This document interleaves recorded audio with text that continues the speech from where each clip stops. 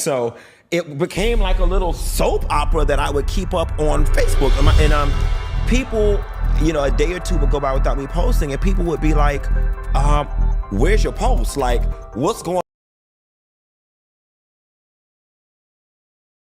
on with your post? We need to ever. Housewives of Atlanta comes out.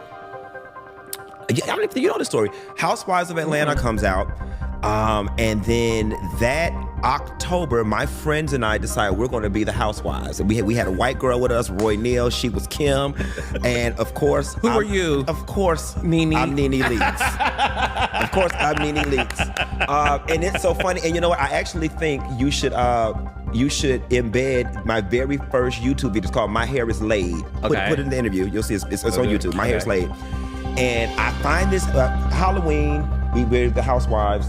Fast forward to like December, I'm cleaning up the basement and I find this wig up under the sofa. And I put the wig on, and this is the very first video that you guys will see. I'm like, yes, honey. Yes, bitch. My hair is laid, honey. Look at this bang, bitch. I'm just fat out on this wig. Like, I'm just feeling my beats with this wig, honey. I'm just feeling real pussy with this wig on, or whatever. And I thought the shit was so funny. And so I wanted to send it to some friends, but the file was too big to text. So I uploaded to this YouTube channel that I had since I was a teenager. Just so you know, you have to sign up for YouTube. So I said, how can I show it to my friends? I upload it and then I send them the link so they could see it. And I had another friend, my friend Tim Jones, dared me to put it on Facebook. And I put it on Facebook, and because I had this huge Facebook following, like, it went viral, for lack of a better term. Hey girl, how you doing?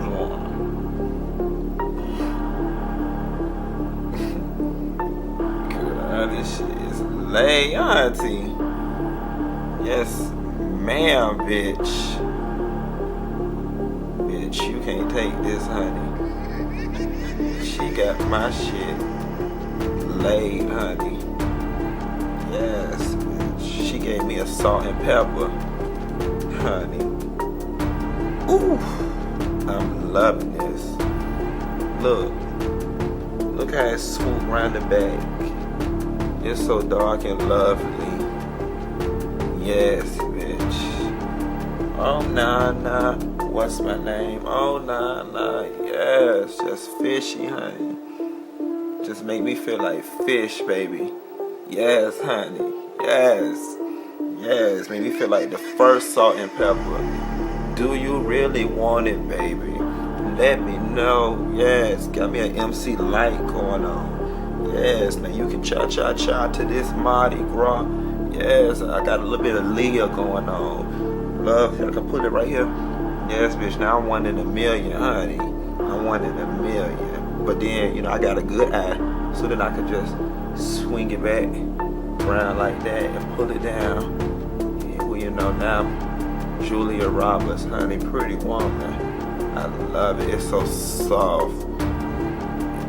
Oh, and it smells just like Lotta Body, just how I like it. Yes. Anyway, call me and I give you her number. Love you. Bye. I'm feeling sexy. Ooh, I'm feeling real. You know what's so funny, y'all? I'm actually like, of course she talking about me on Fox Soul. I mean, that's just what she do. That's just what she do, or whatever. But what these numbers do? What these numbers doing?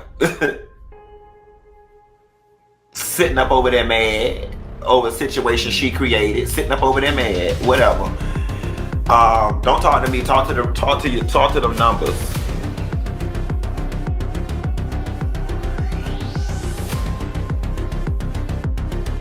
Collectively, there's never been 14,000 in the chat over there, and I did it alone.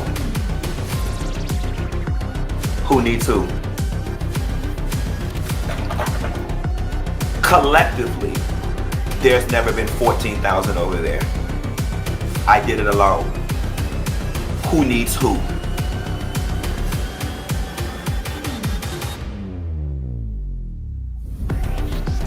With that being said,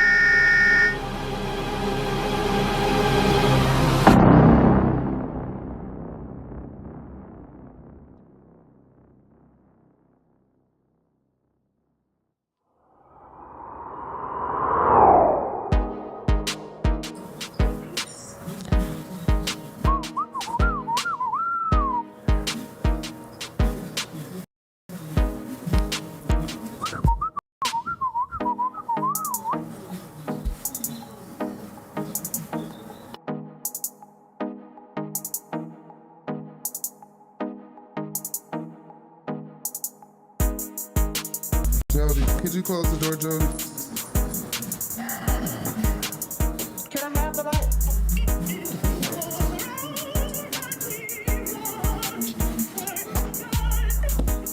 I just came for hoeing.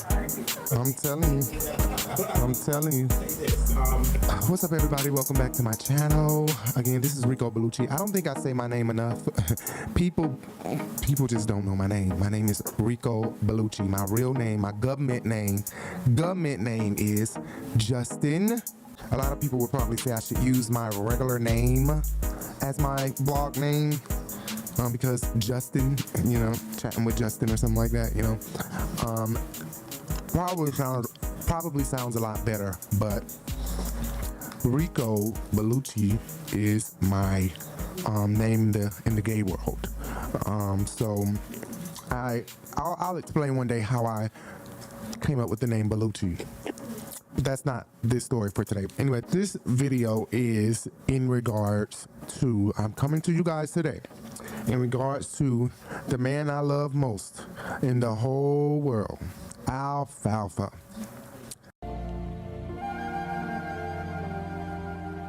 I'm just kidding. This is about Funky Dineva. What is wrong with my what the?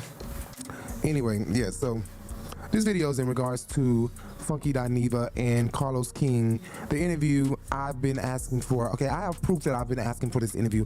I've been on Twitter tweeting him. I commented under one of his interviews when he interviewed Nene or Kenya Moore, one of them. I made sure I told him, like, we have to do a Funky Dineva, because if it wasn't for Funky Dineva, honest to God, some of these shows wouldn't have the viewers that they have or that they had so fast. These same viewers probably would have found love in hip-hop, probably would have found love in marriage. They probably would have eventually ran into Real Housewives of Atlanta, Basketball Wives. But I'm saying, like, with Funky Dineva reviewing these shows became more popular to people before, so like they say, sooner than later.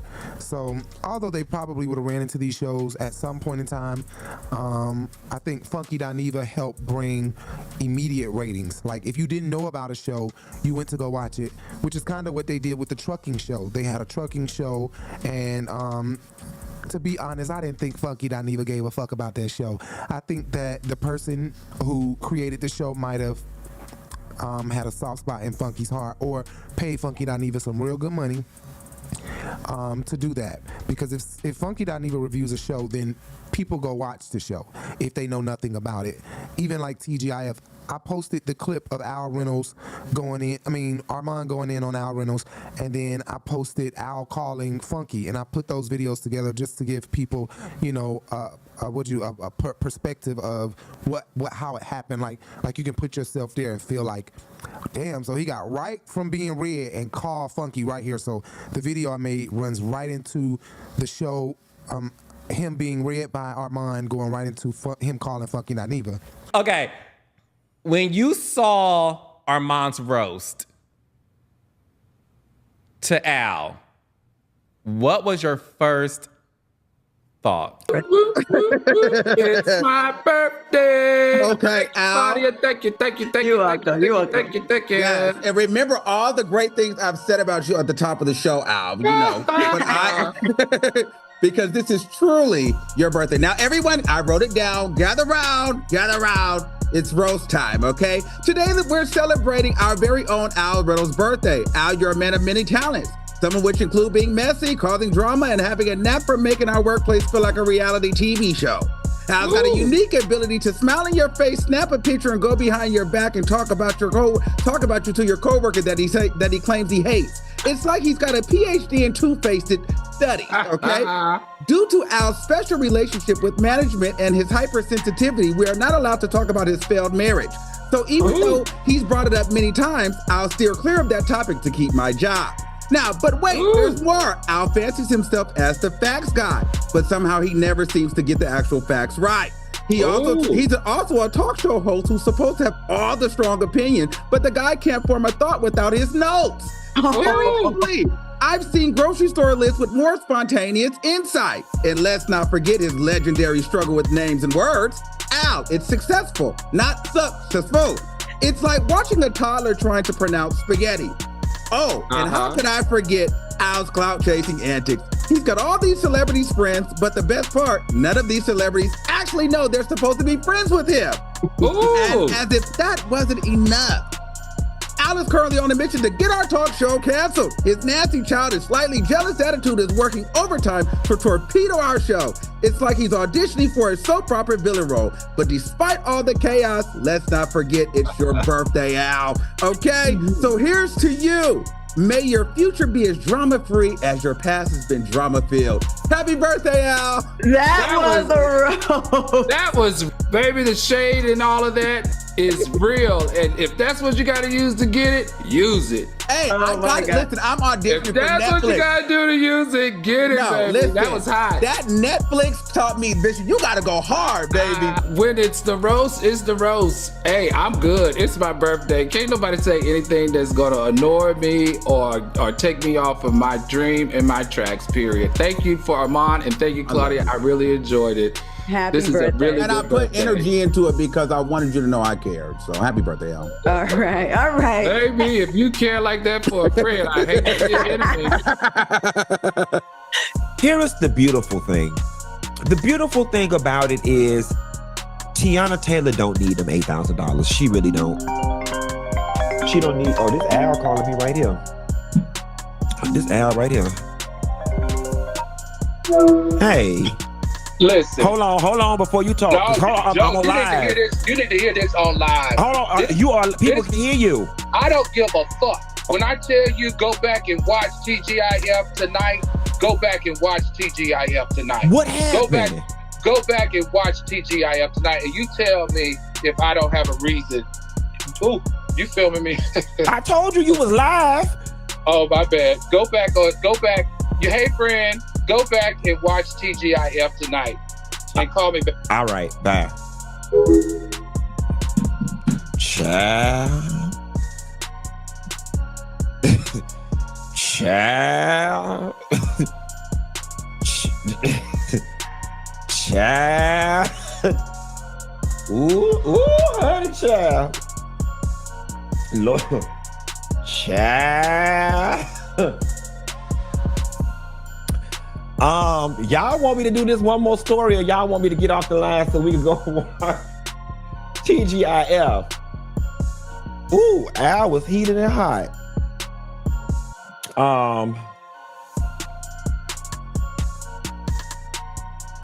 Okay, when you saw Armon's roast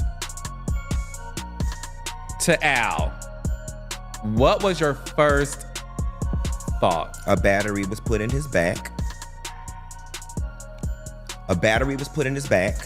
These are my thoughts. Can't prove it. Don't know for a fact. I thought a battery was put in his back. I thought it was deeply personal. I thought it was extremely unprofessional. I thought it was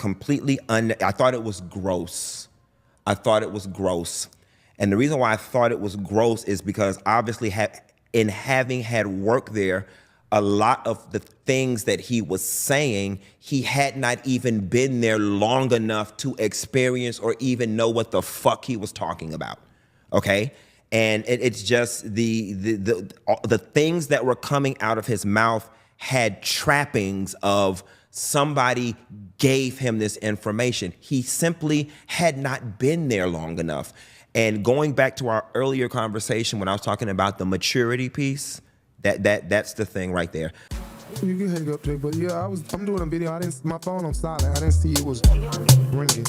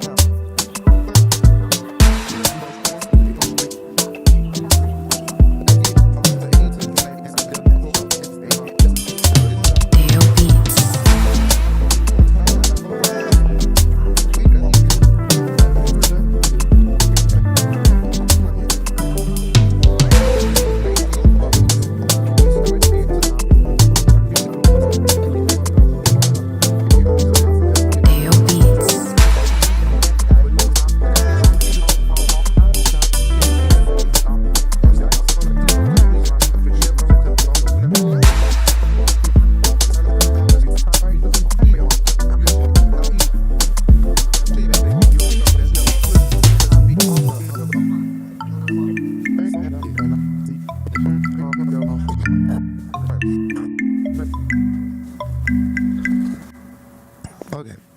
It never fails. Baby, light up the blunt, please. It never fails that my mama called me in the middle of me doing a video. Anyway, I got sidetracked with what I was saying before she even called. But, yeah, basically, like I was saying, this is the video that we've been asking for. This is the video that we've been waiting for. Because, like I said, without Funky Dineva, maybe, I feel like strongly, and maybe this is debatable, I don't know, but a lot of people wouldn't know about these shows as fast as they did, or at all. But I think that it was a very candid interview. I love the interview. Again, I'll say, like I always say in every video. And let me say, this is the Urban Binge, okay? Make sure you guys follow us everywhere. Facebook, TikTok, Instagram, the Urban Binge, everywhere. Really appreciate it. Or Rico Live, the Urban Binge. It's Rico Live when I'm live, and it's the Urban Binge when I split it up and cut it into pieces, and it's a premiere video. So anyway, I think that it was a very candid video interview, and I'll say, like I always say, we are the creators of Funky Dineva's fan page. I've been watching Funky Dineva since I was in middle school, and I love Funky Dineva. I turned Jay on to Funky. I've been I'm not gonna say obsessed, huh? You okay? I'll never forget Katrina Daly. I'll never forget. I was sitting at home. I was doing my videos. That's when first season of Love and Hip Hop. Let me say this to you and to Mona. I would not have a career or be here today if it was not for the Real Housewives of Atlanta and if it was not for Love and Hip Hop. Those are Love and Hip Hop Atlanta. Those are the two shows that broke me, that put me on television, so on and so forth. I'm doing my little videos.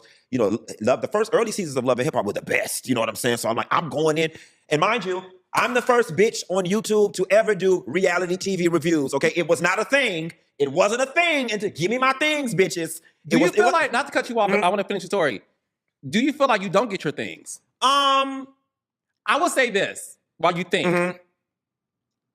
Me included, and I'm saying this to you on some real shit. We are able because of you. Me included. Me with my company, my shows I create. We are able because of you. Thank you. Me and every Black, white content creator who either do interviews or recap reality TV. I need you to know this. We all bow down to you. You got to do all that. No. We are. But I because was one of the first. No. My problem is this. What makes me upset is the moment people reach a certain level of success, they don't want to acknowledge the person who inspired them. And if you never heard it after today, I'm saying to you, I didn't get my start doing YouTube, but bitch, it doesn't miss me that I have the subscribers I have because we all know how algorithm works.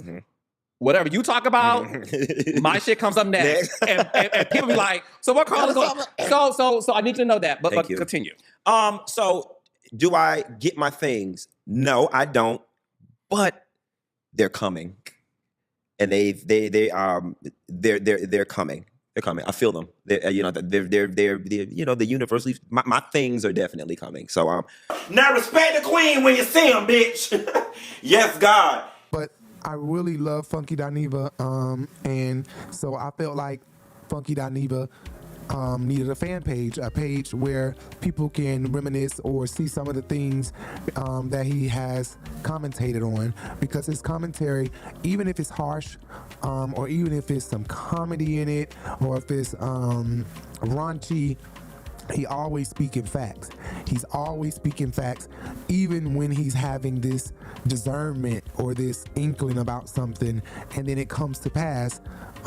Like Funky Dineva is, if you called him a prophet, this man would be like, bitch, please, much dick I done sucked.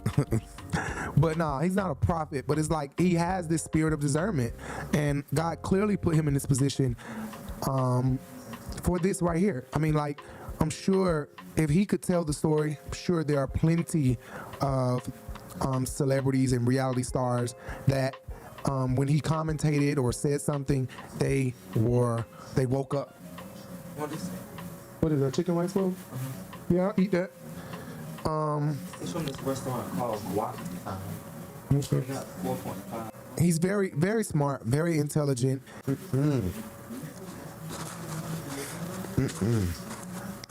I have some Robitussin.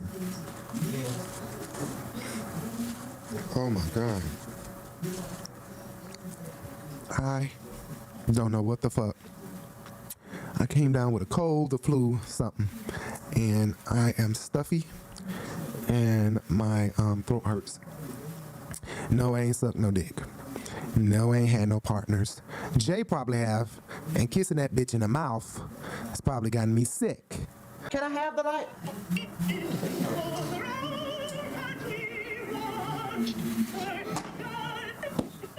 I just came from hoeing. I'm just talking shit. But I'm dressing like T.S. Madison said. I'm not saying don't suck dick. I'm just saying don't get up with a hurt throat and an empty pocketbook. I know that's right, honey. What's going on today? Yeah, check out our vlog where we discuss our open relationship after 12 years and how we made it so long. We was just looking at a reel. I know this is off the subject, but Jay and I was looking at a reel of this extravagant wedding. I mean, like Portia and Simon, but this was like, of course, they had to have spent some money because they had the earth projecting and all of that. And we were just like, we've been together 12 years and never thought about having a wedding like this. And some of these people who have weddings like this don't even last a year, don't even last a month sometimes, and they have big extravagant weddings and can't even push through the fire and love. Once you get over humps, you feel better. You feel like for a moment, and in moments you hate the motherfucker. You hate him, you dislike him, you don't like, but then once you get over that hump, sometimes you feel kind of stupid. Like, damn, I do love you and I am wrong. But when you having such an argument that in the spur of the moment you like, fuck it, it's over, and you don't even breathe a little bit, this is why J-Lo and Ben Affleck spent the block. See, but maybe that wasn't a good analogy, because those two are divorcing now, or are breaking up. They've sources say today that they ain't even been together. They can't even have a hello conversation. Hey, how you doing? It's like, bitch, hey, how you doing, ho? Non-singing ass bitch, a shunty voice having ass bitch. Yeah, Ben Affleck gets black in the bedroom, allegedly. I heard, like, he turns into a Chad Ochocinco and Evelyn Lozada. Yeah, it gets stupid in there. This is as bad as it gets. I'm on defense mode. Okay, that's good. I'm on need to know defense that. Okay, let me take my Robitussin. This ain't sponsored by Robitussin, but let me take my shit real quick. Hey,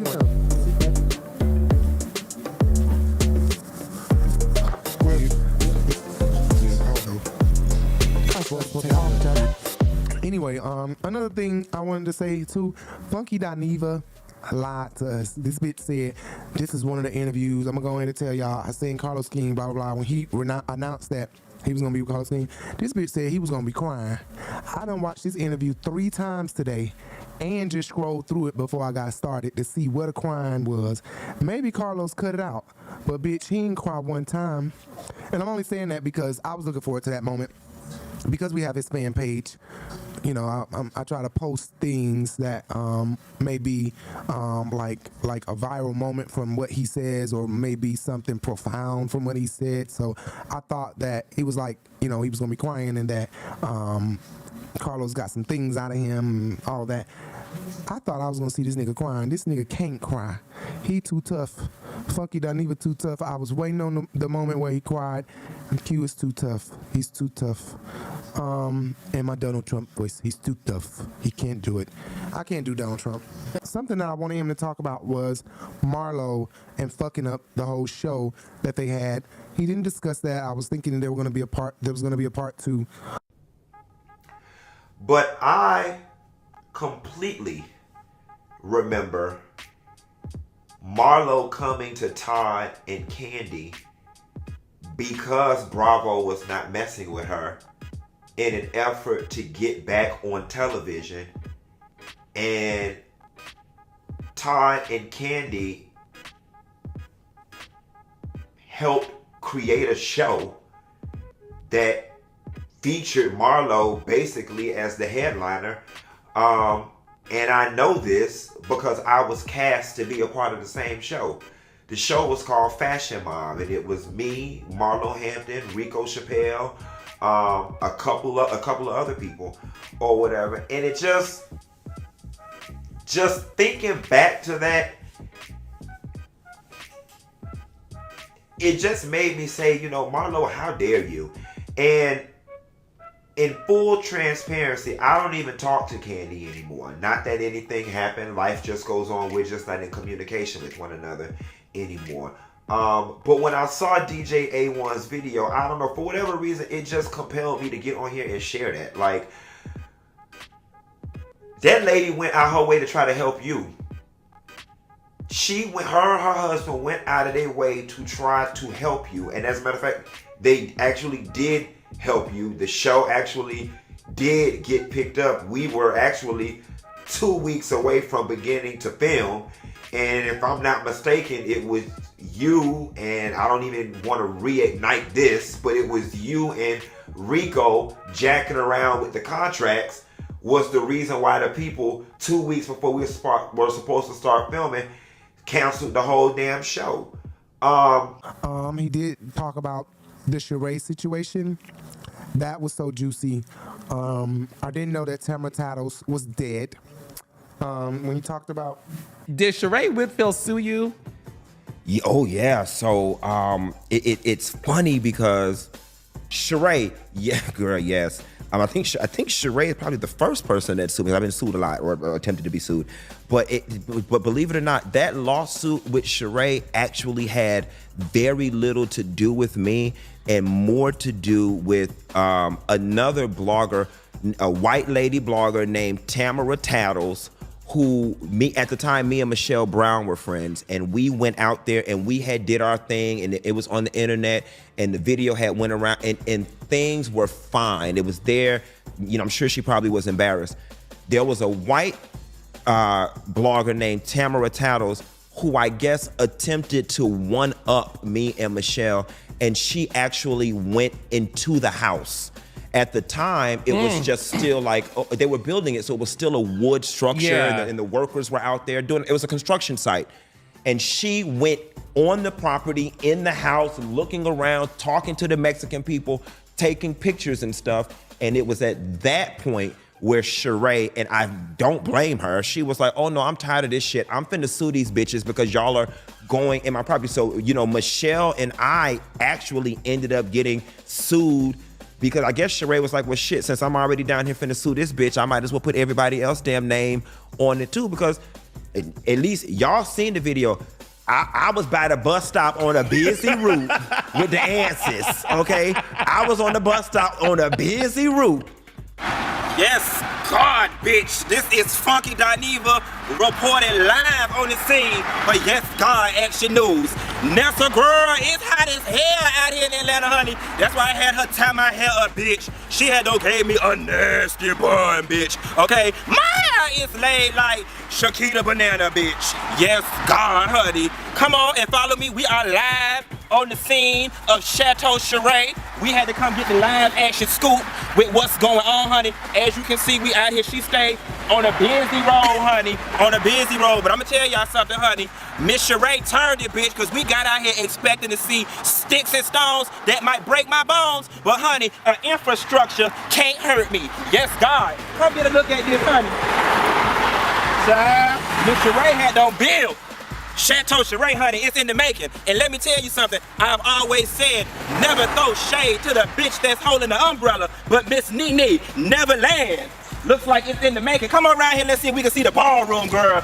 You know she building ballrooms, but child, quiet as it's kept. We had exclusive meeting with the neighbors, and they said ain't nobody been out here. I forgot I gotta talk into this. They said ain't nobody been out here in 2 months. I guess since Cheray done got fired off of Bravo, that she won't be able to finish paying the construction loan on this, and it's probably gonna look like this until somebody come along and figure out what the hell going on. But see, girl, child, the people passing by, see if you see this right here, it's the neighbors, and everybody is passing by trying to get a piece of Chateau Cheray. The people is passing by like it's Neverland. It is ridiculous. It's just completely ridiculous what the property is looking like. I don't even know if this is good wood, Nessa girl, but they got it built. She got it up here, honey. Stand up here by the stop sign, but you were thinking she was rich and fabulous. Oh, child, the answers done got me. Girl, anywho, somebody bring me an umbrella, honey. Excuse me. Because I'm throwing shade. What time does the bus run? The number, child, listen. As you can see, she stayed on the bus route. You got eyes, but they not for me. You better use them for what they for, and that's the thing. Yes, God.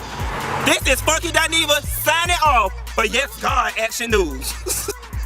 Yes, God, honey, it's the dog, Miss Funky Dineva Ross, and we are live giving you the expose part 2 at Chateau Cheray, honey. How are you affording your new house? It seems like this is a multi-million-dollar house. What do you do for money? You just can't keep spending, and why do you need a ballroom and an indoor basketball court? What's the... Okay. Phaedra, you went and visited the lot. What did you see? Dirt and grass. I think I tweeted Neverland, didn't I? Neverland? Is that what you tweeted? Yeah. Why do you say Neverland? Because that's what it appeared to be, Neverland. It appeared to be Neverland? It appeared to be Neverland. Nothing was there. Did you drive past it? No, I saw it on the television. Nothing was there. You can do whatever you want to do, say whatever you want to say, move on to the next question. I said Neverland. My is laid like an inferior piece of Chinese Connie Chong because I am serving Oprah Kardashian realness, and we are about to give you the scoop. Follow me over here, Nessa. See, last time, girl, we didn't even know if this was good wood they had up, but now they got what looked like to be the insulation and the roof. But quiet as it's kept, we got anonymous tip from straightfromtheA.com that they is having a broke bitches ball tonight because the IRS has put a lien on Cheray property due to unpaid income taxes from 2009 through 2011. So they put a lien on the property and they're about to move in. But the sad part about it is I don't really know where Uncle Sam gonna sleep because it looks like the raccoons still getting in there because they don't have all the windows in yet. Hold on, excuse me ma'am, are you sending the ball? They have ballers from Onyx coming. The drug dealers from Onyx, I heard, are on the guest list along with a lot of other fallen reality TV stars. They said Lisa Wu Hartwell, Deshaun Snow, Tammy Roman, Mama D, and Mama Jones of Full Kosh are all on the attendees list, and now we are trying to see if we can get in. Okay, the bus stop is this way, ma'am. I gotta get the bus. You know the house. Once again, I'm not sure, ma'am. I have a call. I'm not sure if y'all remember from the expose #1, but the house is on a busy route. It is on a busy route. Okay, it is a car in the yard. I wonder is that Bob Whitfield trying to put in his furniture and stuff that she stole from the divorce. Okay, Bob. Come on, cameraman. Let me see if we can get an exclusive. Well, at least we know this time they got the answers up. You know, the last time I was here, the answers had done ate the hair out my feet. They got hay down here where the red carpet supposed to be. So when Marlo and them get off the bus in front of the house, they can walk right on up. Anyway, stay tuned. This is Funky Dineva Ross signing off. And the next time you see me, honey, we'll be in the ball. Oh, last but not least, we have to do our liturgical dance for Jesus to help Sheree and IRS get the tax liens off her house.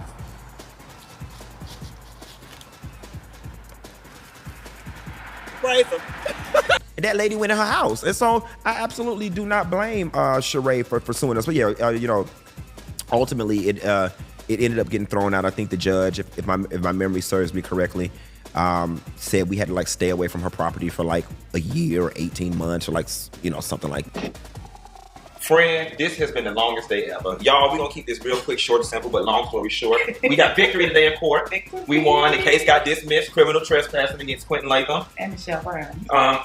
We were in court for 6 hours. I'm sorry about that. Y'all may have seen some of the tweets and whatnot, but Michelle, let's just jump in real quick, give them a quick synopsis of what happened so we can move on to the next. So this one ex-housewife by the name of Sheree Whitfield continues to file all these legal documents against us because she doesn't like the things that we say in our blogs. I can't help that you made an ass out of yourself on television, that the man that you had kids with don't love you, went on Iyanla and embarrass you, and now you. But she's not suing Iyanla. No, she not. Well, she may be. According to what she said, she not happy. We'll put that to you in a later blog post and make some more coins off of her on another day. But long story short, we went to court today. Ms. Whitfield, Tierra, and her attorney tried to construct all kind of lies, and just needless to say, Sheree Whitfield, Tierra Fuller, and her attorney. And Tierra Fuller is Sheree's daughter. The one that she just started claiming like 2 or 3 years ago, yet you dragging her in the court, making an ass out of her. That's another blog post. But long story short, no weapon formed against either of us shall prosper. Like Nene Leakes said, you can't win when you're dirty. Huh. So, we will say this. Sheree was unsuccessful in serving us with restraining order, or TPO, in the past. Late last night, they went and filed restraining orders. They may have done it today. So when we were in court, the bailiff walked up and served us, whoop-de-doo. She had some old dirty dyke that looked like she walked the court from Florida, trying to film. That's what she looked like. She had on some go-go boots. She was bald-headed to the roof. Her hair was dry, quiet as it's kept. She looked like her and Sheree go together. She had her trying to walk past and film us. Okay, so I'm gonna get ahead of it. I got served today with a paper for a restraining order from Sheree, and I gotta go to court in 30 more days to fight off her stalking claim. Her videotaping me getting served. I don't know what that's gonna do. I'm not embarrassed about it. Her. So she's basing her stalking charge on us doing a video back in January. On the bus route. Now, mind you, some of the pertinent facts. The first video was April 2012. Second, January 2013. I see Sheree February 2013 at a Super Bowl party, and we slapping fire, kicking and talking, and it's all good, and we get all this legal paperwork. So again, we're all this legal shit. Yeah. But it begs the question, what's this about, Mama? I mean, because then she calls and leaks it to TMZ. Right. Right before she's scheduled to go on Iyanla. But then you end up looking like the ass. Then Iyanla made an ass out of you. Then you made an ass out of yourself that they come to court lying. I don't know. I mean, it's sad. She's just meant to be an ass. And it's so sad because everybody in the courtroom was like, I hope her attorney got his money up front. That man was so frustrated. That man didn't know what he was there for. And the gag is, Sheree didn't think this was going to go to trial because she came in there with some pre-printed papers off of LegalZoom.com. Wanted us to promise not to blog and not to stay 500 feet away from my house. Why would I do that? Here's the thing. I don't care about the house. You might care about the house. I care about the house. I don't give a dang about the house. I don't care about her either. But my point was, if we're going to do this, it's going to be mutual. You're going to have to stay 500 feet away from me and my house and my car and my person. So I will agree to a mutual. She wouldn't agree to that. And the reason that's important, because as much as both of us go out to events, we could simply be at a restaurant. She walk in, call the police, and be like, "Oh, they're here. I got this order," and then we get locked up. So no, if you want us to sign, nah, bitch, you sign. We both sign. Let's keep it fair. So they didn't want to do that. So we was like, bump it. And then it was like, for me, my issue was 500 yards away from the house. No, because if I want to do another video in the future, I can't see the house from 500 yards. So no, I told my attorney no. Big monstrosity. That big piece of plywood with no roof on it, child cheese. So we both was like, our attorneys conferred. We conferred. It was like, nothing. Let's do it. We already here. You drug us to court. Let's do it. Let's do it. When we got to doing it, child. All kind of skeletons and lies and carrying on, child. She probably somewhere scared and nervous as hell right now. I doubt it. The way she came at me. Oh yeah, child. She tried to rush Michelle afterwards, honey. Tried to bailiff had to jump in. But yet you filed a restraining order on us, but you coming over to our area. And trust, I have it on film. Oh, we're gonna play that video for y'all. TMZ don't play it first. But what else is pertinent? The tax evasion. Let's talk about that real quick. So Everybody knows Sheree owed the IRS a whole bunch of money. A whole bunch of money, bitch. See, the gag is, instead of filing restraining orders against us, she needs to be filing restraining orders against them creditors who keep coming to collect her shit. She can't do that. Because she don't know who they is. She probably don't know who all she owes. Anyway, real quick. So give us the property rundown. So, I mean, I guess, you know. The property she bought from Thelma name. In cash, you know, in her mama name, whatever. Thelma. So, Rottweiler tail. It's laid like alopecia. So the mama transferred it to her. The lien came out. She transferred it to Tierra Fuller, which is her daughter, 20-something-year-old. Then Tierra, I guess, you know, because of our, you know, she's young. Who wants their credit? Your mama fucking up your credit over some foolishness. Tierra transferred it from Tierra to Blue Management LLC. Here's the crazy thing. The attorney asked Tierra, did you sign this over to the... She's like, I don't know. I guess my mama did. Like, she was fraud? Fraud up in the court. They know nothing. Whole thing. I mean, so then did you see when he asked her, Sheree, what position do you hold with Blue Management? Are you one of the officers? Yes, I am one of the officers. Then the bitch got to think about it. I mean, no, I'm one of the owners. I'm not the owner. I own it. I mean, my daughter owns it. It's owned by me and my children. So let's explain the game. The reason why they rolled it into a holding company or LLC is because the IRS is looking for Sheree. Okay, they're looking for her. I'm assuming. We're assuming that they're looking for her. So she's trying to take it out of her name and put it in a holding company name so she can just keep it. Yeah. So if she go on record though in court saying that she is one of the officers or principals of the company. Let's go back. Because it's supposed to be a trust for the family. That's the way the IRS can't. We're talking about when they ask her what kind of business it is. What kind of business? And so instead of a trust, it's not a trust, it's an LLC. So the attorney's asking her, well, who's the officers of the LLC? She couldn't answer that question. Well, she started to say her. Yeah. But then she got to thinking and she didn't want to catch herself up. Because the ultimate goal is to hide the property from the IRS. Then she asked, what was the other question? Not the officers. Oh, the business purposes. What is the purpose? Did you have to pay out of pocket to defend yourself? Yes. Well, no. And I'm glad I didn't because I didn't have no money. I had a lawyer on Twitter, Judge Kimberly Bando, down in DeKalb County. I think Kim is in Clayton. It shouts out to Judge KB. An attorney reached out to me and offered to defend me for free. Damn. Praise the Lord, because I didn't have no money at the time. You've been sued before, not before. You've been sued by other reality stars or celebrities. No, I think Chris Stokes filed suit against me. Sheree filed suit. Couple other people have tried, but they just always get thrown away. They always get thrown. You know, people try. It's very, very, very hard to prove defamation.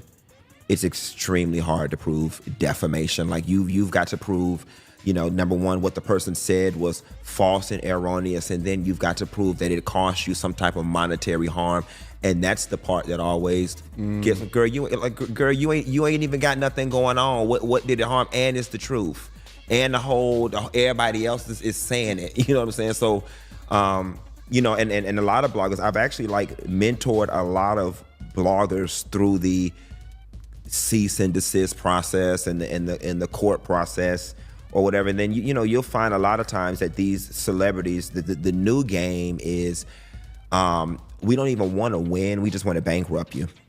You know what I'm saying? We just want to bankrupt you. So we just want to get you, caught up in court. And it's funny because you have to defend it, because if you don't, they'll get a default judgment against you, then you will owe. But that's the name of the game now. So all you bloggers out there, on all that messy shit. Part two of the gag is what really frustrated me is that you got Iyanla Vanzant sitting out there in the cold. Okay, she out there looking like a Bernstein bear with a red blanket wrapped around her, sitting in the neighbor's yard, because you can't sit in the yard of Chateau Sheree. Yet you trying to sue me and get me all the because I was in the yard. If Iyanla Vanzant and the Oprah cameras couldn't even get in the damn yard, how the hell did I get in the damn yard? Okay. But then girl, see, the gag is you around here trying to have me all tied up in court. Another reason why I feel so bad for you is because your priority should be on your children. If your priorities was really on your children and getting your life together, you wouldn't have no time to be fucking with little old me, honey. I know you tired of being embarrassed. You embarrassed, Sheree. I know you so tired of being embarrassed. But I'm not the source of your embarrassment, honey. It's your materialism and your constant pursuit of trying to be all that that's the source of your embarrassment. Then let me tell y'all this, honey. Sheree was unsuccessful in getting the the documents and stuff filed against us in our name. So she took her old lying ass daughter down to the court and tried to file paperwork on us. And now we got to go to court, chat, on a house that don't even exist. So let me tell you something. While you down there showing the judge my videos of me at Candy Coated Nights going off on you, you need to show him that video of Iyanla Vanzant getting your delusional ass together about this house, this, that, and the third. It just kills me, like Sheree trying to act like we threatening her livelihood, we threatening her safety, and we trespassing on her property. Honey, what property? How we threatening your safety? The house ain't even built, number one. It ain't even got no certificate of occupancy, number two, okay? And number three, girl, please, don't nobody care about you. Honestly, truthfully, we care more about the house than we do about you, okay? Then Sheree attempted to revive She by Sheree, okay? But it's shebysheree.kitseylane.com. That ain't Sheree stuff. That's Kitsy Lane stuff. Anybody go to kitseylane.com and you can see all the stuff that Sheree just slapped She by. Listen, your grandma could get a Kitsy Lane account with $9.99. Okay, again, another failure. You just dumb. Okay, just dumb. Now catch these T's. Let's not act like Bob Whitfield did not buy Sheree a boutique in Atlanta way back when off of Marietta Street, honey. Bought the whole building, okay? Didn't rent it, bought the building. The bitch was just too dumb to even manage it. Somebody as into fashion as USC, that's something you could have did for your kids to try to secure their future and to try to instill in your daughter, you know, be an upstanding woman, have your own, create your own. Because these days, honey, let me tell you something, it's best to not even get married because these shits don't last and these men ain't shit. That's what the fuck Iyanla Vanzant should have told her, okay? It's about the kids. Moving on.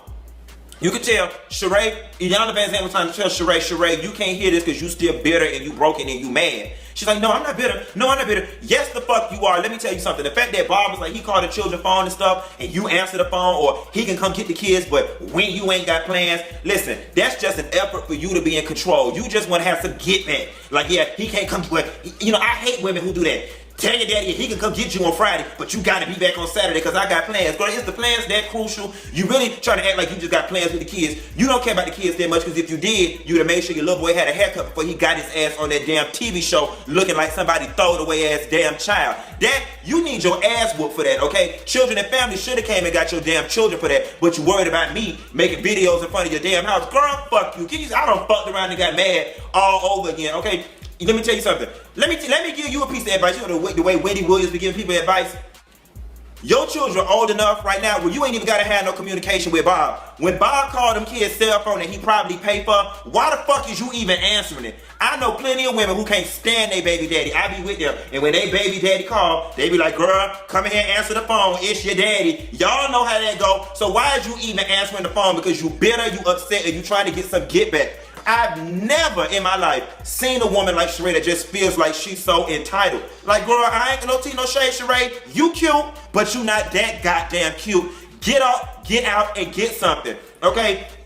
I feel like the media as a whole has just conspired. The Illuminati has sent out notices for us all to just get together and make an ass out of Sheree. It's like even the people who should have your back, they take the clips of things that reflect you in the worst light and they play them. But you know what? On the flip side of things, the camera can only use what you give it. You know what I'm saying? It's like every time Sheree stepped foot in the media, she end up looking worse than she did before. So if you really want to help your children, stay the fuck out the press. Stay out the media because it's not helping your children when they go to school and stuff and people laughing at they dumb ass mama. That hurts children more than not living in a big ass house that child that ain't gonna never help them because from the looks of things it ain't gonna never be done. I just don't get it. Like I really, yet you building this house, the bitch was too dumb to just shut up. I'd have just nodded my damn head. But to try to justify saying you broke on one end but then you building this out of pocket because you can't get no credit because all your creditors looking for you, that's the real tea. And I'm gonna tell you another thing. I know too much of Sheree real business. Let me look into this. Your real business for you to keep fucking with me, okay? On the strength of your kids, on the strength of Sheree Whitfield kids, I'm not gonna talk about some of her real business, okay? Because Atlanta is only but this big, honey. The entertainment pool is that big, okay? And we all share a whole bunch of mutual friends. Girl, you don't want your real business out there for the world to see. If you think you look dumb now, you're gonna look dumb then. So I'm gonna say this, and let me preface by saying this is not a threat. I'm not threatening you, but I'm just calmly suggesting you leave me the fuck alone and go find bigger fish to fry, because Funky Dineva Ross is not what you want. Okay? It's not what you want, mama. It's not what you, Funky Dineva Ross is not what you want. But all these people that listen to me, honey, I have a platform. You don't. I would hate to interview some people from your past, honey, and tell some of these real teas about these pregnancies and these lies and these abortions and all this other stuff that was supposed to happen and didn't happen, and sleeping with best friends and bombs and all those teas, honey. Anyway, child, the streets is talking, and I just once again feel bad for Sherelle. I hope she can dust herself off and try again. Anywho, girl, let me go in there and you think when I go to court to see Sherelle, I should lay my hair like Iyanla Van saying fits my life? I think I'm gonna come in there and wear my little jacket. Anyway, girl, I'll call you later. Bye. See, I was a young gay boy. I was in, I was in smaller classes. I've talked about that before. And instead of doing my work, I was a gay boy, a young gay boy in school who always was into pop culture. So I was signing up for People magazine and Jet magazine and Ebony, and I would sign up for free subscriptions for a month or for a year or something like that. And I would have them sitting in my mama's house, and she would be like, "Hell, where the fuck these come from?" And I would have signed up for a subscription with an email just to get like this year subscription from Jet or Ebony or something. And I would cut out the pictures, and I would save the pictures, and I would cut out articles that were important or that I felt like interviews that were in the magazines that were that stood out, and I would keep them. And I still have them to this day. Do I not, Jay? Yeah. I still have my cutouts, articles, pieces of articles, pictures to go with them, and some of them come from a project that I did, but some of them are just pieces that I kept. Even Obama's newspaper of him winning the next morning, I have the November 5th or November 6th AJC newspaper up there as well. And Michael Jackson magazine from the following day after he died. I got the Ebony magazine, and I have Tyler Perry Ebony magazine the first time he was on Ebony, the front of Ebony, and I have Word Up, Nicki Minaj, the first time she was in Word Up magazine. Got the posters and everything. Still, I used to keep all of that shit. When I say that I was into pop culture, I truly was. I truly was in the classroom, not doing my schoolwork. I truly was going home, not doing my homework. I was more so into what was going on with Beyonce and Destiny Child, Justin Timberlake, famous people like actors and actresses and movies and stuff like that. I do not know why I was so into that, why I wanted to watch every award show, red carpet, and the show. Do I not still do that to this day? Every time.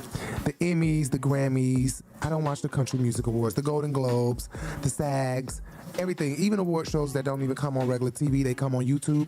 I'll be watching them. The GLAAD Awards, all that shit. The Hollywood Unlocked Awards.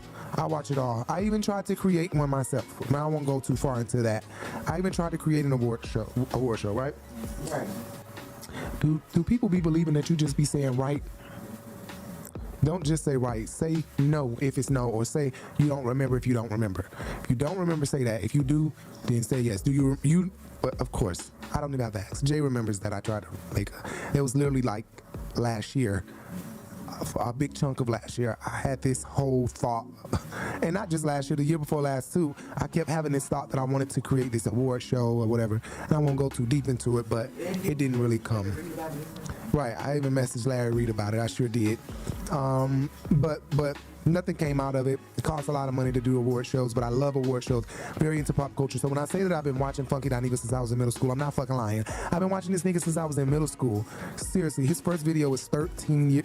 Hold on, wait a minute. Why the fuck do his first video say 13 years ago? I thought it said 16. Oh, 16 years ago?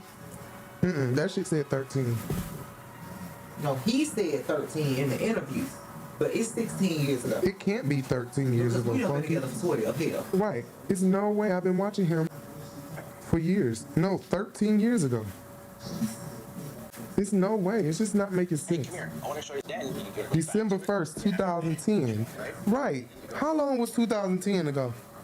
14 years or 13 years, but depending on the dates. December 1st, 2010. Huh? It's not December yet, so it'll be 13 years ago. But how? I was in 10th grade 13 years ago. What do you mean? 2010, I was in 10th grade. So we've been together, baby. No, you were technically in 9th grade because it wasn't. Are you not understanding? App Store, download it. It's free. Okay, that's weird as fuck. I did too much in my life in a short amount of time. That is blowing my fucking mind. So I've been watching Funky Dineva since I was in 9th grade. I always say middle school or high school, so 9th grade. That is just weird. That's just crazy to me because baby, have we been together 12 years or 11? Listen. Okay. We got together in 2013. The year of 2013, 2014, 2015, 2016, 17, 18, 19, 20, 21, 22, 23, 24. This is the 12th year that we have been together. Okay, so we've been together. Now, and on our anniversary, September 13th, 2024, yes, we have been together for 12 years. Okay, so we've been together 11 years. We're in the 12th year, but been together 11 years in the 12th year. We have not been together 12 years. We've been together 11 years, going on 12 years. So I have been watching Funky Dineva since I was in 9th grade. And I'm not lying when I say that. I really love Funky Dineva. But this interview was very insightful, and I think that he definitely deserves his flowers. All you bloggers out there, you know, on all that messy shit and just running with stuff, you know, chill out. Who would you say is a YouTube blogger that you feel like has next? Like when you look at him or her, being the legend that you are, would you say like, now that bitch is gonna be, not the next you, could you still hear, but like. Just so you know, there are a lot of people on YouTube that have a lot of talent, right? DJ Richie Sky is a great friend of mine. I love what he's got going on because he's polished. Mm-hmm. He's polished. Like Funky Dineva will never be ETV material. I'll never be on ETV. I'm not that. That's just not what I give. I'm not, and I'm okay with that. I love him. I absolutely love Bondi Blue. Mm-hmm. Although we are not in relationship and I don't have an issue with this person, I just don't particularly care for the way they move. But there is something to say about the business that Tasha K has built. You know what I'm saying? Like I don't necessarily agree with her methods and some of the things that she does. And I spoke earlier about being in exposure culture. I don't particularly care for that, but she definitely, you know, she has something. There's a lot of people out there that have something, you know, like Lovely T and her reporting abilities. There are a lot of people, but you know, even Armon Wiggins, like Armon is good in the silo that he's good in, like that female rap stuff. He's good. That was why, you know, when I made my departure from Fox Soul, which is a perfect segue because I'm sure that's where we're going. I'm sure, you know, but that was why I was like, you know, this guy is good. And I don't want nobody on YouTube to get mad if I left anybody's name, and I don't want y'all to think I'm being shady. I'm going to be very honest with you, Carlos. I do not watch other YouTubers at all. Oh, I know that for a fact. I don't at all. You never have, though. I don't, and believe it or not, I don't consume YouTube content. I don't, and people are always like, why? And it's for several reasons. My brain is a sponge. Okay, everything that comes out of my mouth are things that I've picked up from just my life experiences, and I never want to be on my platform and then end up like saying your catchphrase or saying other people's stuff. That's the main reason why I don't look at a lot of other YouTubers. And then too, like, because we all are in this pop culture world, after I do my piece on it, I really don't care what you got to say about it. I'm moving on to the next thing. But there's a lot of talent in the YouTube space, and then there's a lot of people who need to go sit their ass the fuck down. There's a lot of people who just need to go sit the fuck down. I was kind of like, I can't wait till I'm at a point where he's naming my channel or my name as one of these commentators, but for some reason I can't get this YouTube channel off the ground. I can't get my YouTube shit off the ground. I know that I'm not, like I said before, I'm not all like, hey everybody, you know, like real excited and stuff. Like that'll never be me. I just can't come on here and act like that and really be like that. I can't. I got too much going on in my real fucking life, and I guess I do need to separate the two, and I try to, but it's like, I can't come on here and be something that I'm not. Okay, like I do give this commentating, I give this shit when I'm not on camera. This is why I started this shit, because Jay always say I needed to spill all of this on camera, because I used to get real emotional or passionate. Not emotional, not like crying and shit, but just real mad and have really strong opinions about the Housewives and Married to Medicine. So I started getting on camera doing it. And that's just what I like to do. I like to get on here and just give y'all my opinion, tell y'all how I'm feeling about stuff. Something I will say though, and I don't know if I want to leave this in here, is that Carlos King be giving me, he full of shit. Because when, and I don't mean to say this because I don't know if Carlos watch me, but Carlos do be giving me, he full of shit. He's really fake. He don't know how not to be fake, how not to play both sides of the fence when it comes down to some people. And I'm sorry to go there, but it's really hard to find a better way to say it. I just have to keep it just 100. Carlos seemed like he'll smile in your face and straight cut you in the back and be like, you know, I really didn't want to do it. Carlos would be great on Big Brother. He would be great on Big Brother because he seems like he's that type, even down to Funky Dineva talking about how much Mona paid him. Diversity of your talent. That you also took a break from reality television. You just felt like it's the same old, same old. I want to say this to you too. You are hugely responsible for the success of the Love and Marriage Huntsville show. I love that show. You are Thank you. hugely responsible. I have never once asked you to watch any of my shows. Oh, you know what? You know the rumor is I'm on your payroll. They love saying that, or Carlos King brought him in for damage control. I'm like, damage control? I'm on your payroll and I'm on the Scott's payroll. Carlos has never called and asked me to do nothing for no show. At least Mona gave me $500. Carlos ain't never bought me a goddamn crystal snack. Okay. I owe you a lot. I'll make it up to you, baby. No, he's my friend in real life. He watched the season 1 Bell Collective and said, I hate this show, man. This show is awful. I said, wait till season 2 come out there. So he doesn't watch things because we're friends, and he doesn't say nice things because we're friends. You are hugely responsible for that. Is the reason why I love you. In terms of what you're doing for my genre of reality television. We are nothing without you. I remember talking to an Atlanta housewife who shall remain nameless. At one point, Wendy Williams stopped talking about Atlanta Housewives, and she said to me, the ratings suffered because Wendy Williams doesn't talk about it anymore. And I saw that as she's right. It's a privilege to have you guys, you and Richie Sky, and Make It Make Sense, and like you said, Bondi Blue, whether you like me or not, talk about this show, Kempire. There's so many people who I appreciate. And again, they don't always say great things about me or the show. I don't take anything personally. Well, shit. He was right. Carlos ain't did that. Ain't even paid him $500. But he can sit here and say, you know, when I created Love and Marriage or whatever he said, something along the lines is you are kind of the molding mind. Like your mindset and the way you review shows is how I set up this show. You know what I'm saying? To fit the way you review shows or to fit the way you have criticized. So if Funky said, you know what I'm saying, this was out of place, then Carlos created this show keeping in mind every flaw that Funky Dineva has spelled out about every other reality show, basically. You get what I'm saying? So I don't understand why Carlos has never called up Funky. I don't even think, he probably ain't never even paid for dinner for the damn man. I wouldn't even be surprised. But honest to God, Funky Dineva deserves his flowers from Mona Scott Young and from Carlos King, because if it were not for Funky Dineva, we wouldn't continue watching the show. We literally go straight from the show to see Funky Dineva commentary back in the day. So give him his flowers. Another thing I want to talk about is him going in on Armon Wiggins.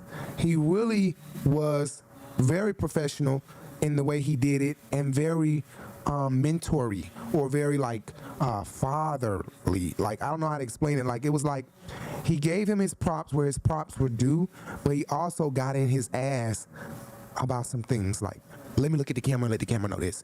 You need to grow the fuck up. Like, you need to grow up. And that's true about Armon Wiggins. I would like to see Armon mature a little bit so he can really get everything that the universe has for him. And you know, I'll say it on camera because I'll say it to his face. Armon, you do need to grow up a little bit. You need to grow up a lot of bit. And I think once he grows up a little bit and matures, I think that the universe is definitely going to open up and give him all the things that he deserves. Why do you think he needs to grow up? In what aspect? Have you seen that make you say that?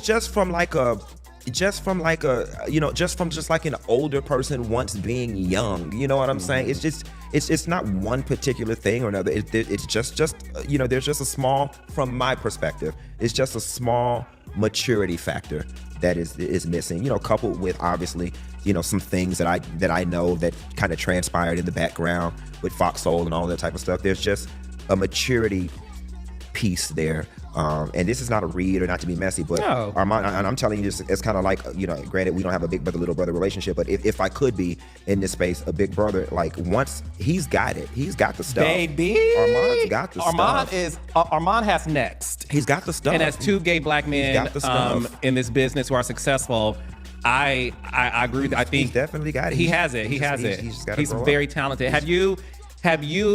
Well, let me go backwards. Has he ever just reached out to you for advice or? No. So he interviewed. So we met once because he interviewed me once. He came down to Miami. And so that's kind of how we fostered our relationship. And then when the Fox Soul situation came out, when he was in the running, like we definitely did have several conversations. And I just, you know, like, do this, do that. You should ask for this. You shouldn't ask for that. You know, here is the lay of the land type of thing. And I definitely, I will say this. I feel like in that situation, I did for him what I would want someone to do for me at a job. Like I was like, here is the official handbook on how to do the job, and then here is the unofficial handbook. Here is all the backstory. Stay away from this bitch. Don't talk to this one. Watch what you say in front of this one. Ask for this, ask for that. Don't do this, don't do like. I literally gave him all of my experience. I poured into him because I would want somebody to do that for me. You know what I'm saying? So that has been our relationship. We're not like super close and we don't talk on the phone, but I would do that for anybody that was coming in behind me. When I made my departure, I wanted that show to succeed. I did. I just didn't want to work there no more, but I wanted the show to succeed. And I knew that they needed somebody. I knew that they were going to try to mimic my energy. I knew that for a fact. But they couldn't, you know, so don't even waste your time trying. But they needed somebody who was brazen, cavalier, not afraid to speak. And I felt like of all the people in the YouTube landscape, he or T.S. Madison were the best ones. Madison was unable to do it for whatever her reasons were. Was Madison asked first before Armon? Yes, from my understanding, yes. Not from my understanding, yes, she was, or whatever. And it schedule conflict and the money wasn't right. Okay. So she turned it down. Why were you so unhappy at TGIF? Because from the outside looking in, because we've known each other for almost 20 years. A lot of people like that get in here, like that's exciting, and that's just not like, I don't know, it's not real, you know what I'm saying? But maybe it is, because once I look at more of Armon, and once I don't look at his show doesn't even show up across my algorithm, but I've seen some of his episodes. But when I look at him on other places, like Chasing, and I've seen him on there a couple times, or one time, and TGIF, and like I said, I've seen his show a couple times, or Tasha K, and seen him tweet. It comes off as really petty, but it also gives me, it really is him. All right, let's run it. Get in here, everybody, get in here. Get in here, everybody, get in here. Let's put the cards out. I can't do it. I can't mentor you, and I can't be mentored by you. Let's start there. And I don't want to talk to you. So now I did not watch the Funky Dineva interview. I saw clips. I didn't like the energy around it. Like he's one of those Nicki stands with one of those Nicki pages, or one of those Kenya stands with a Kenya fan page where they talk a lot of shit or troll people on behalf of Nicki or Kenya Moore. You know what I'm saying? Like Nene don't have pages where people come out and troll because of the demeanor and what she gives. Her fans are just like that. You know what I'm saying? Where Nicki, she trolls. Kenya, she trolls. So they have fans that troll. You know what I'm saying? You get what I'm saying, Jay? Kim Zolciak got a big fan base. She doesn't troll, so she don't have fans that troll. You know what I'm saying? Jason Lee got a big fan base. He trolls. He has fans that troll for him. You know what I'm saying? So it's a lot of people out here, but a big fan base, but they're immature. And I guess people like that. You know what I'm saying? People like that type of excitement, I guess, or that type of reaction to everything. You know what I'm saying? I don't know. But I will say that Funky Dineva, based off what I see and based off what I noticed about Armon, he was absolutely right. He should grow up. And as far as everyone is concerned, or as far as everyone can see, Armon plays a part in why the show was canceled. And going back to our earlier conversation when I was talking about the maturity piece, that's the thing right there. Like I laid out for Armon everything he needed to do to be successful at that show, and in my opinion, he went there and did a complete opposite. And I'm very disappointed in him for it. I am, because I rooted for you. I rooted for you when there were actually people working against you being there. And I informed him that there are people who don't want you there. There are people who are going out of their way to not have you here. Told him who the people were and everything. And then I told him everything he needed to do to be successful there. And you went up there and drank the Kool-Aid and got lost in the sauce and did the complete opposite. And if I'm being honest, was a major contributing factor, as far as I can see, as to why the shit got canceled. You think it's his fault? I don't think it's his fault. Okay. I don't think it's his fault. I think that he was a major contributing factor. That roast was just, in what world do you go to your job and do that? A mature person who was looking at the future of the collective, the show, and the energy of three people who have to get along, a mature person would have never done that. They simply would not have done that. You can't tear up the chemistry. There was no bouncing back from what was said to Al in that roast. An example of Carlos King being fake is he tells the camera, okay, everybody, I want y'all to see Funky Dineva is not messy. Like Al Reynolds called him and he tried to tell him, no, Funky is messy. Funky is messy when Funky wanna be messy. Nobody said messy was uncontrollable. So to be messy is like uncontrollably running your mouth or being messy. No, being messy can be controlled. So Funky Dineva is definitely messy, but that's what I mean by Carlos is fake, because he tells every lady that comes he loves them or they're his favorite or something like that. And I think Kenya Moore or one of the ladies was like, am I? Because you told the last girl that, or Bambi or somebody said that to him. Oh, but Phaedra's great. Now, we love Phaedra. I know you do. You love all the girls. You love all the girls. You do. I do love all the girls. Is that bad? We're going to elaborate on this. We're going to elaborate on it. I'm about to get red. Let's go. I could read you. That's our library area. That'd be the perfect area to read. And that's true. He tells them all the same thing. But he do come off as phony. He got to like find that authenticness and not be afraid to tell people how he truly feels, and not be like every woman he see, bitch, I love you, you number one. Bitch, I love you, you number one. Bitch, I love you, you number one. That's phony. Anyway, yeah, that's what I mean when he say Funky not messy. With all due respect, because like I said, we run Funky fan page. We love Funky to death. The bitch is messy when the bitch wanna be. And that's absolutely fine, because Funky is a commentator, a blogger, and that's what Funky gonna do. Everybody is messy. Everybody is messy. So that shit be fake. When I say Carlos is fake, that's part of what I mean when I say that. And not that you're speaking for Al. We all heard when he called you baby. And the reason why, again, guys, you guys have proof he's not messy. A messy bitch would have made sure that I got the exclusive. Al is on. I keep telling him I'm live, and he keeps talking. You literally said, stop. I'm live. I will call you back. Obviously, he was upset based on what we heard out of his own mouth. When it comes to that rose, I honestly was like, okay, it's a rose. Because again, I don't know the history or whatever. I don't watch TGI. I did not watch TGIF enough to know that a lot of that was rooted in reality. I just thought like it was grossly exaggerated until I was informed that no, motherfucker, a lot of that was all of it. Yeah, all of it. Like it was like, yeah. Let me say this thing real quick too. That Funky Dineva is so stupid. This nigga said, "Mona, you all tricky bitch." Where was I? So you were doing Love and Hip Hop. So I'm in the living room. I'm in the living room. I'm doing making a couple hundred on YouTube, get my little unemployment.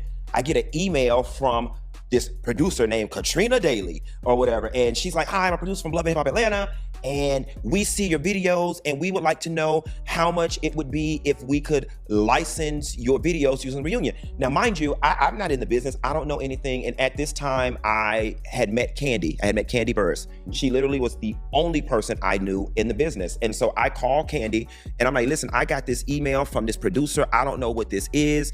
Candy says, "Can I get my agent involved in this?" And her agent is Tracy Christian, who is now my agent. And I have to give Candy her flowers. If it was not for Candy Burris, I would not have gotten an agent. Tracy ended up becoming my representation. Is still my representation to this day. So she calls Tracy. You know the relationship between Tracy and Mona and all of that. Yeah. And she also reps Mona. And also helps sell Love and Hip Hop to VH1 and all these things. So like, what better person? So this woman named Tracy calls me and goes, "Yeah, so I talked to them, and they want to pay you $500 and use your footage in perpetuity." I had never heard the word perpetuity before. I didn't know what it meant. I was just so happy somebody saw my little black ass. Okay, so I was like, cool, let's do it. And then Tracy calls me back and she goes, "Hey, I just talked to them again, and I got something better.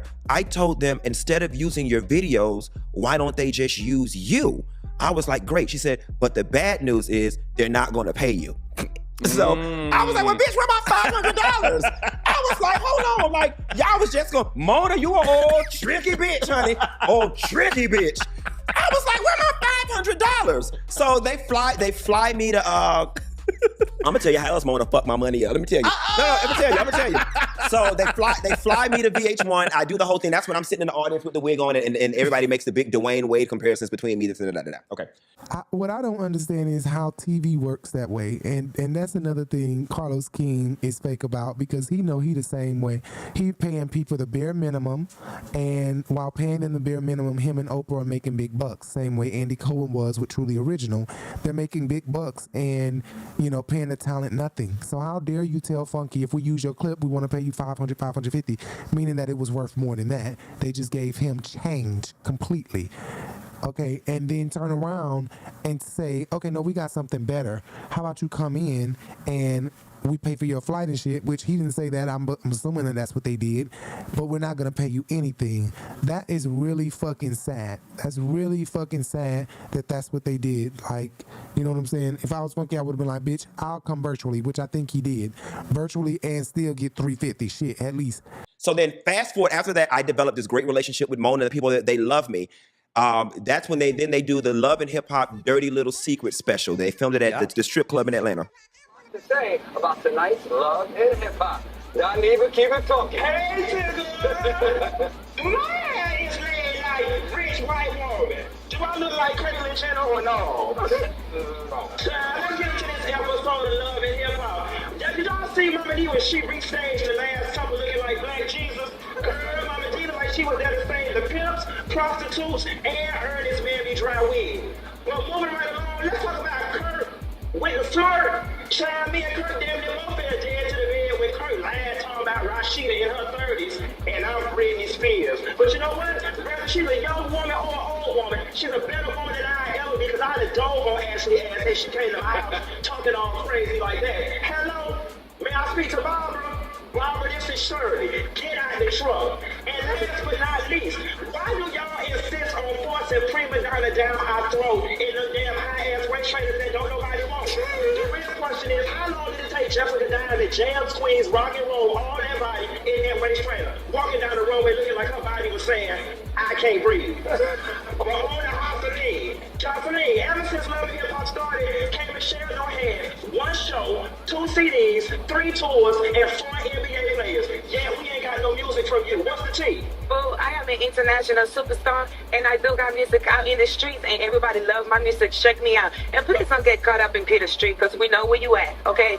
So watch yourself. Watch your mouth. And not only watch your mouth, watch what you come out saying out your bitch suckers, because that's what you like to do, okay? Bitch suckers, that's what you do. Watch your mouth before somebody find you on Peter Street and take your wig off, okay? Okay? So please, because I don't even like you. I don't even like you. You know what you are? You are cucaracha. You're a cucaracha. Okay, goodbye. Thank you for keeping it funky. Exactly. No, I don't, listen, I don't mess with the health. And that's what Funky Dineva do. Okay, now go take that nasty wig off before somebody find you on Peter Street, okay? Because we know where you at. Because you love to be in the bathroom with Benzino. Doing you know what. Exactly. Because I know your business. So stop. Woosah. Oh, I'm calm. Let me tell you how I'm gonna put my money up. So I'm getting my good unemployment, my good $1,400 a month in unemployment. I go to that strip club, they hand me employment paperwork.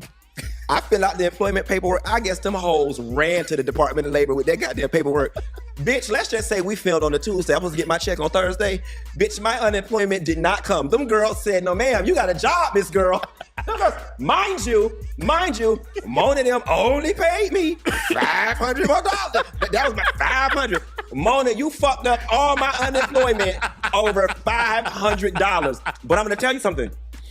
In that moment, that was a turning point, because all I had to do was really just go back down to the unemployment office and explain to them this was a one-time gig, and they would have started my unemployment up again. But I remember saying to myself, as long as you're getting this unemployment, you're going to use it as a crutch. And so after Mona fucked up my unemployment, I never went back down there and reinstated it. I said, you're going to grind this out. And I grinded it out, and then I just, I made $3,000, made $4,000, made $5,000. Now a bitch makes $50,000. But that's you make $50,000 a month, minimally on YouTube. Currently, on average. On average, yeah, floats between if I actually like do work, 50. If I do nothing, if I just bare minimum, just wake up, brush my teeth, and just jump on the camera, about 35, 38. Like that's really lame as fuck that Mona, paid him such low price, as if he was worth nothing, as if his value was nothing. But look at him now. Look at what them numbers do now, bitch. But what these numbers do? What these numbers doing? Sitting up over there mad over a situation she created. Sitting up over there mad, whatever. Don't talk to me. Talk to them numbers.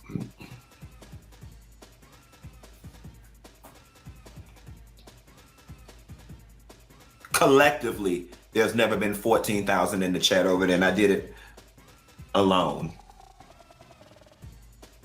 Who needs who? Collectively, there's never been 14,000 over there. I did it alone. Who needs who?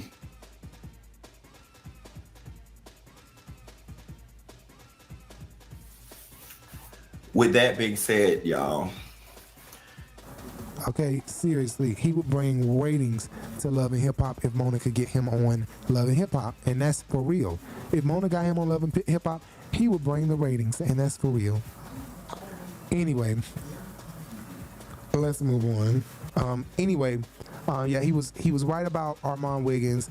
I know if we know Armon probably is not gonna let that rest. He probably will be doing some commentary on that probably soon. If not, he might respectfully bow out and not argue with Funky Dineva, knowing that Funky Dineva is the YouTube king, over on the black blogger side at least.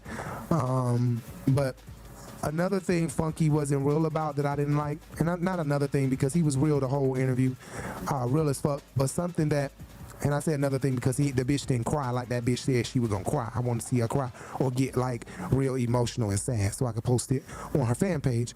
But she was not forthcoming about her and Claudia's situation. She made it seem like it was just an owl in Claudia's situation. Bitch, Funky.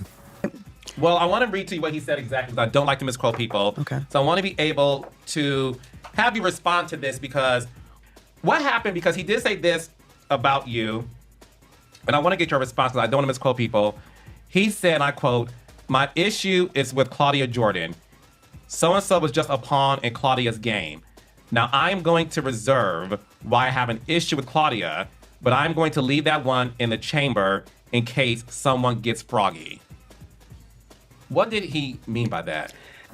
Bitch, we know damn well Claudia was getting on your nerve. Keep that shit 100 right here to us all. Let us know how you truly felt about that bitch. Because we know she was getting on your fucking nerve.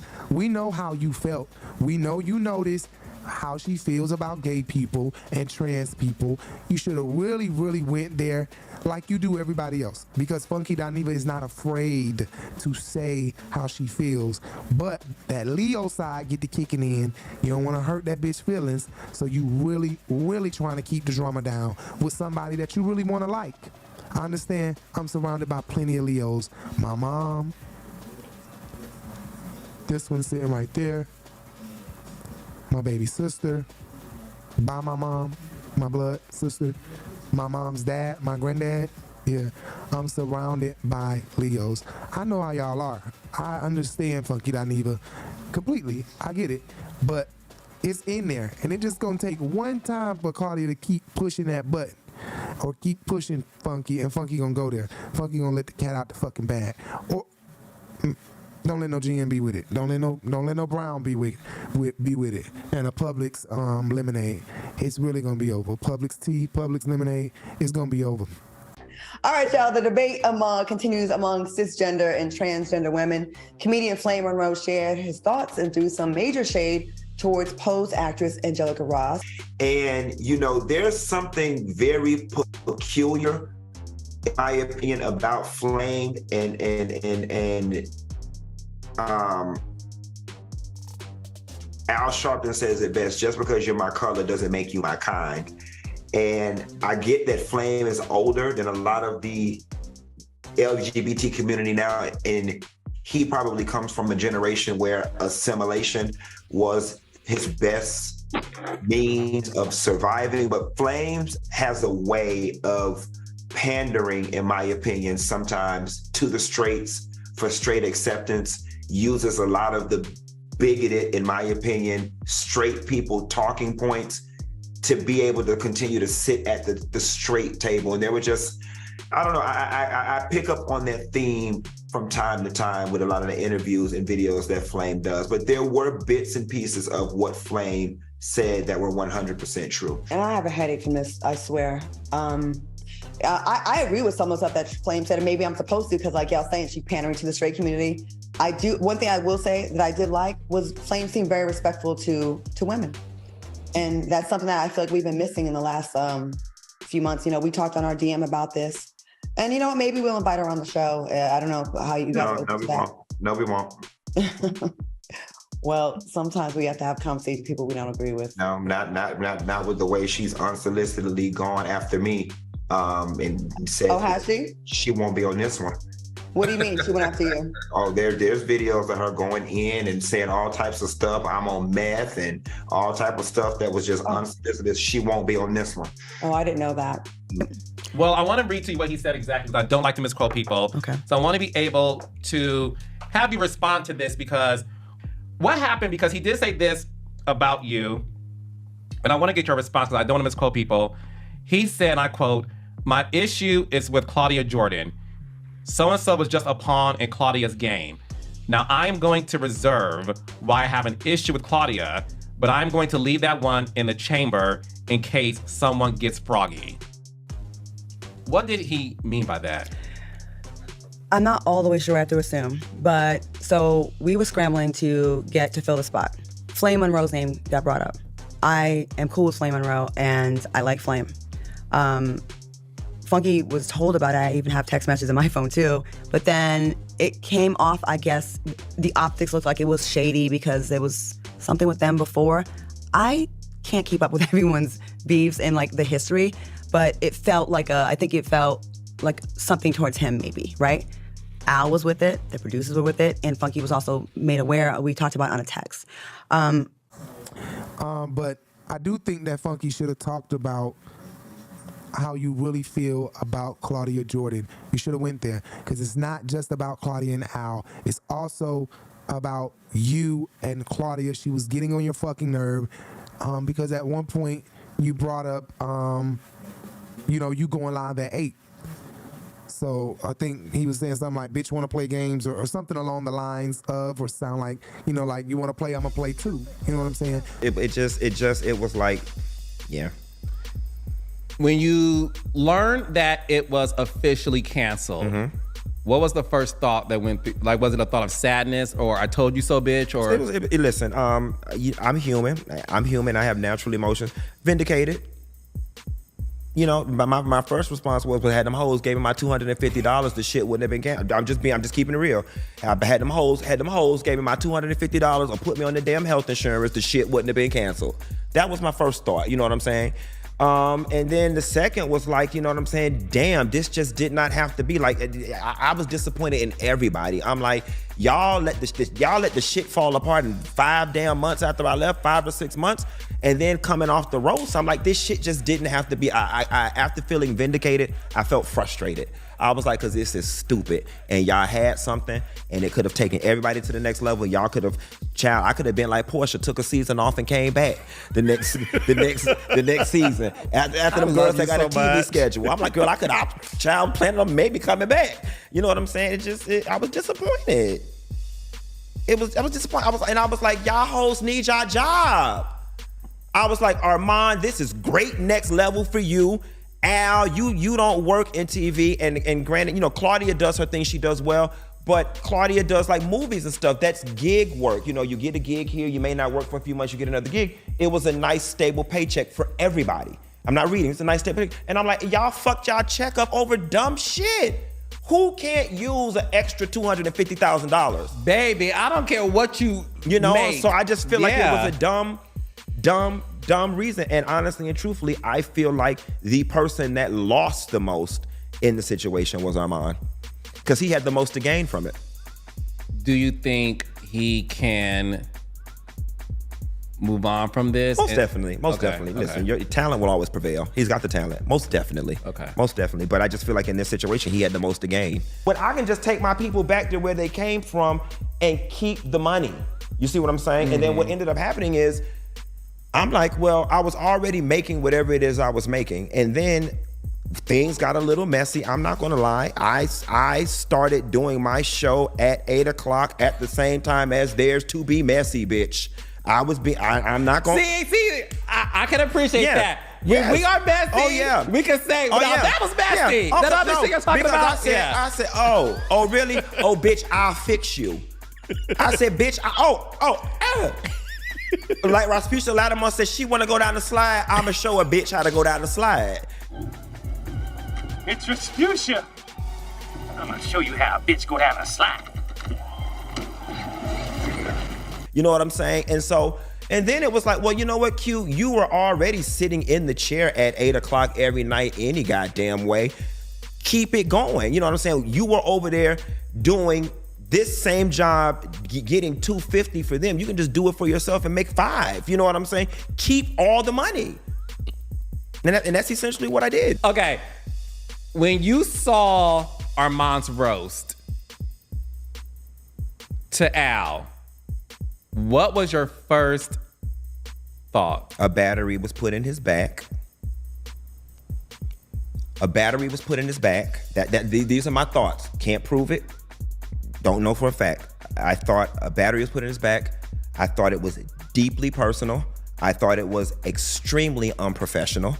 I thought it was completely So what was that about? You know what I'm saying? What was it that Claudia was doing to you that you felt like, oh shit, or was it just that, Funky Dineva left the show, Claudia Jordan feeling away, so now I'm gonna get, Flame Monroe on the show, and you knew Flame Monroe and Funky wasn't getting along. Now, I knew Flame Monroe and Funky wasn't getting along because I tagged Flame Monroe in something, and she messaged immediately and said, why did you tag me in this? It's something like, I don't fuck with that bitch or something like that. And she deleted her message. I think, if I'm not mistaken. I have to go on the messages and see. But didn't she check us about tagging her in something with Funky, right? Oh, yeah. Flame Monroe? Yeah. She didn't like that, right? Or am I tripping? No, you're not tripping. I tagged her in something. She wasn't feeling me. Why even tag me in this? Why tag me in this? So I messaged a long message like, I am so sorry. I didn't even know there was no issue between you and Funky Dineva, period. Like, I didn't know that there was an issue. And that was some years ago. It was some years ago before, the whole TGIF situation. And then Claudia ends up getting, and we know that Funky said one time, she won't be on this show. No, she won't. And you know what? Maybe we'll invite her on the show. I don't know how you guys No, we won't. No, we won't. Well, sometimes we have to have conversations with people we don't agree with. No, not with the way she's unsolicitedly gone after me. And said, oh, has she? She won't be on this one. What do you mean she went after you? Oh, there's videos of her going in and saying all types of stuff. I'm on meth and all type of stuff that was just unsolicited. She won't be on this one. Oh, I didn't know that. We know that he said that one time while he was on the show. So she knew that, and she got on, Carlos King video and tried to make like she didn't remember that. Make sure you guys go check out my video about Claudia Jordan, because I did a whole video about her interview with Carlos King as well, so people can see, what that bitch is all about, because she's something else. You an old tricky bitch, honey. Old tricky bitch. I did a video about her. You guys can click on the video at the end of this video, or click right there or right there, and the video is there. But don't click on it until I'm done with this video. Don't go off of me. Anyway, I encourage everyone to go and look at all of Funky Dineva videos, even if it takes you all year. Don't watch them back to back. Just watch them, watch 3 videos today. Go to videos and click on oldest. Start from the oldest all the way down, or just go to a specific playlist. Go to yes, we've been on marathons and marathons. If you guys watch our Real Housewives of Atlanta videos, then you guys will see season 12 to season 15, we have constantly used clips of Funky Dineva, because he said things that came to pass. He said things that happened again, and we use him, and he say funny shit too that fit, so we just use it. But we love Funky. But yeah, Funky Dineva, just watch his story times. His story times are very, very open and honest, especially one of the times when he talked about his mom having roaches in her car. Or maybe not his mom, his auntie or something like that, or somebody who came and picked him up for work, was it? Something like that. Had roaches. That was too funny. Yes, it was. Anyway, child, I was just calling. If it ain't one damn thing, it's another. Bitch, I went to Best Buy last night, honey, and coming out, pulled over by the police. You know my tag expired, honey. My birthday was last month, and they don't impounded the dog car. Yes, God, bitch. Anyway, child, I called Fish from the job and asked her to come pick me up, give me a ride to work this morning until I get my car to impound on Friday when I get paid. Bitch, she pulled up around here. Her car was so damn nasty. She had papers and shit all on the back seat. I said, honey. When we was driving down the street, I had the right mind to tell this girl, can you please pull over so we could take up a donation for you to get this damn car clean? Okay? But quiet as it's kept, bitch. I can't go in on her too hard, because growing up, bitch, my mama had a nasty car. Yes, God, bitch. My mama car was so nasty, bitch. We was scared to ride in it at night because the roaches would come out and crawl on our neck and our arm and shit. She be like, y'all get in the car, we finna get ready to go to McDonald's. I don't even want it. I don't even want it. Yes, God, bitch. You guys really have to go back in and do a marathon, but I think this was a really great interview with these two. It was a really great interview. I love watching it. Like I said, I watched it 3 times, and it's playing right now in the living room. I really support Funky Dineva. The day that I'm gonna be in Miami, he won't even be there, so we won't get a chance to see Funky Dineva. But one day we get a chance to see Funky Dineva. We might be on that Virgin Voyages cruise. Make sure you guys check that out. If you're watching me right now, you don't know about the Funky Dineva cruise, then make sure you guys check it out on his Facebook page. I think the link is on his Facebook page and on his Instagram. I'm really not sure. Make sure you guys check that out. I don't know what else I'm missing. I don't know. Talk about everything. I think I did. I think I did. But Funky didn't talk about everything. I wanted to hear some more stuff. And I like how Carlos had it like a conversation between two friends. And I also wanted to know who used to give him all the tea on Real Housewives of Atlanta shit. Because he used to be like, I got a close friend that worked there. And then he, one time or a couple times, he said, y'all really think it's Carlos King who be telling me shit? It's not Carlos King. But I think it was Carlos King because they ain't even get to that part. I want to know about that part too. And will he be reviewing this season? Will he give us a little bit of you know what I'm saying? Like he used to do. Skip around. When he started slowing down, he started skipping around on the episodes. Like, we knew it was getting ready to be over. Then he would come on like, yeah, you know what? I'm just sick of this shit. Like, he was real irritated. Nene got irritated with the show. Funky Dineva got irritated with every reality show. And it was just over with. It was like, no more Funky Dineva with reality shows until Love and Marriage came around. And we got that nigga back, but I ain't never watched none of them reviews because I don't watch Love and Marriage. But, we love Funky Dineva. Make sure you guys follow MISS Funky Dineva. That is the fan page. Funky Dineva page is MS Funky Dineva. Miss Funky Dineva and Miss Funky Dineva is the fan page. Make sure you guys follow the Urban Binge on TikTok, on Facebook, on Instagram, on Threads, everywhere. Fuck X. They need to shut Elon Musk shit down. Shut that shit down. They need to shut his shit down. That nigga is crazy. The shit he posted today, some AI, a guy shooting into the Olympics. I went to Twitter and I see a guy shooting a gun at the Olympics and then brought the hand back and started drinking. So it wasn't a gun, it was a cup. But it was an AI video that was clearly generated by AI to like mind, fuck, yeah, some bullshit. I don't even know what shit it was, but it was sadistic. Because why do we want to see somebody shooting into the audience? And he put the smiling face and shit. Like, I think Elon Musk needs to be forced to sell X or just shut the shit down. Tim Cook is the one who needs to handle that, because if it wasn't in the Apple Store, then people wouldn't be able to download it. Anyway, let me not say that, because them porn stars, them sex workers and shit, I know they like, listen, we don't need X gone. This is where we make our money from.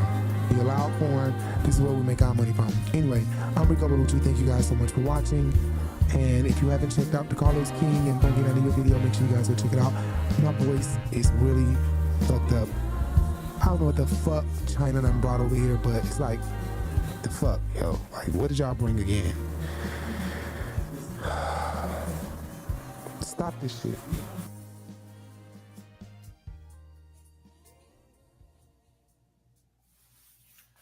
With that being said, y'all,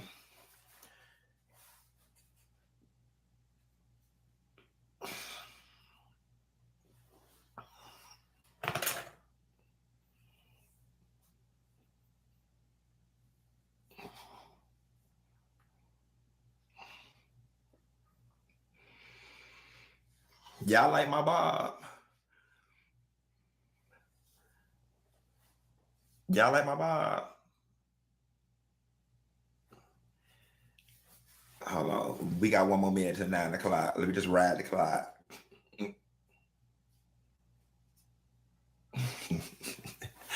I love y'all, and I'll see y'all tomorrow night at 8 o'clock. Bye!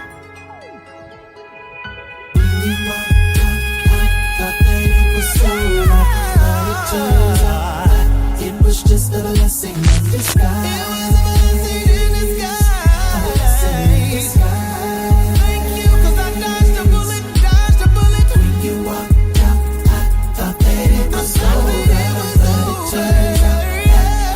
Just a blessing.